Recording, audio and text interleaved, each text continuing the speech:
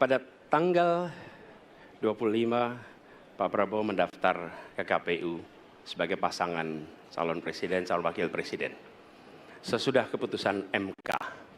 Dan kemudian di MK dibentuk MK yang hasilnya mengatakan bahwa terjadi pelanggaran etika berat yang menyebabkan keputusan yang dibuat oleh MK secara etika bermasalah.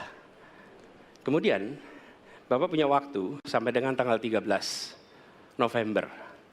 Karena di situ adalah waktu terakhir untuk mengambil keputusan bila ada perubahan.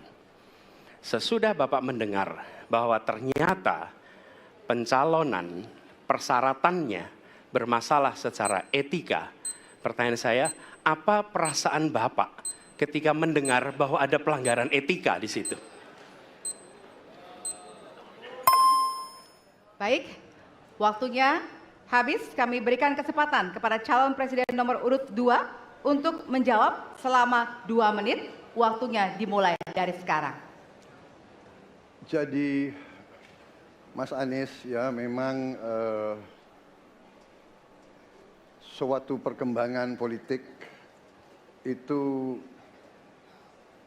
ada beberapa segi perspektif ya. Jadi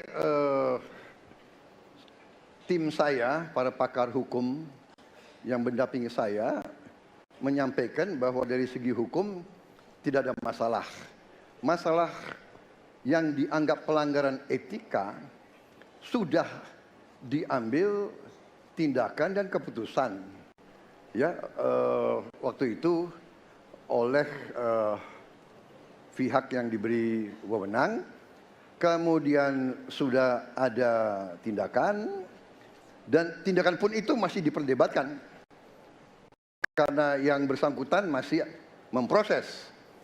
Tetapi intinya adalah bahwa keputusan itu final dan tidak dapat dirubah. Ya, saya laksanakan ya. Dan kita ini bukan anak kecil, Mas Anies ya. Anda juga paham ya. Sudahlah ya.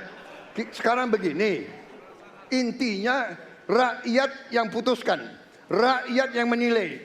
Kalau rakyat tidak suka Prabowo dan Gibran, nggak usah pilih kami, saudara-saudara sekalian.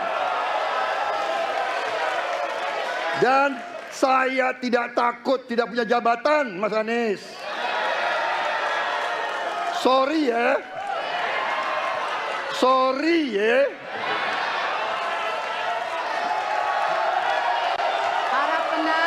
Mas Anies, saya tidak punya apa-apa.